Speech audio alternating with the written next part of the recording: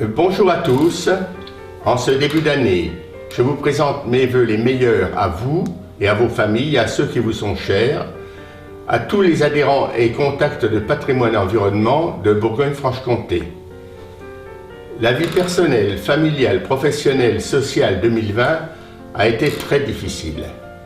Elle a obligé à limiter nos rencontres pour notre bien personnel, mais aussi celui de tous.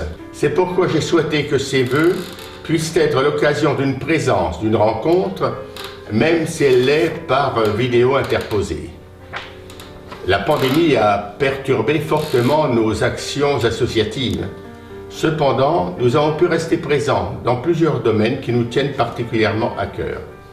Je voudrais notamment, sans être exhaustif, citer une action prioritaire, celle de l'éducation artistique et culturelle à l'école, menée pour le bien de tous et dans le respect des prescriptions sanitaires. Par des activités, associations, enseignants, enfants scolarisés, il s'agit de la transmission du patrimoine commun, ciment de notre société, par la connaissance et son appropriation par les jeunes, mais aussi par une démarche de création artistique.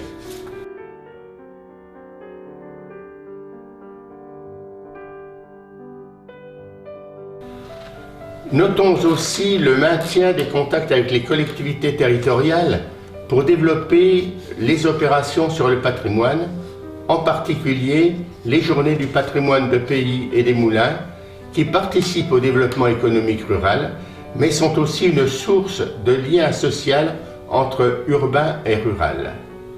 Nous avons également pu engager une large enquête sur les musées après le premier déconfinement.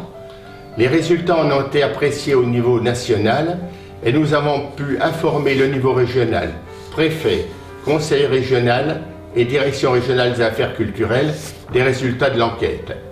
Que peut-on en dire brièvement? Eh bien, les musées ruraux sont en expansion et participent directement chaque année davantage au développement de l'animation rurale.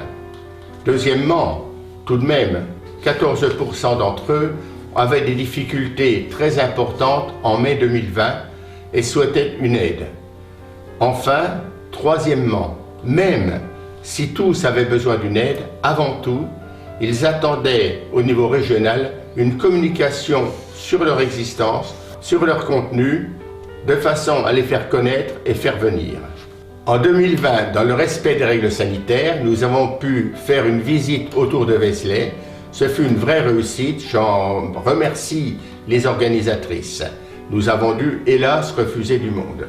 En 2021, nous poursuivrons ces visites. Nous avons déjà un programme qui est accessible sur notre site patenvbfc.org. Bien évidemment, il sera conditionné au respect des règles sanitaires et aux mesures en vigueur. Pour maintenir le lien entre nous, nous avons mis en place une information périodique, intitulée « Lu pour vous » sur les sujets patrimoniaux, environnementaux et culturels. Si vous n'en êtes pas destinataire et que vous êtes intéressé, vous pouvez nous le faire savoir à pat-env.bfc@sfr.fr.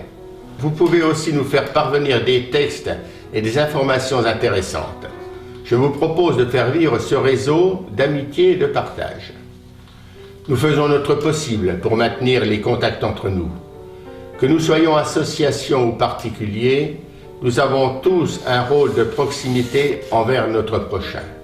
Les associations ont un objet dans leur statut, mais comme vous le savez, elles sont aussi et avant tout un lieu de convivialité.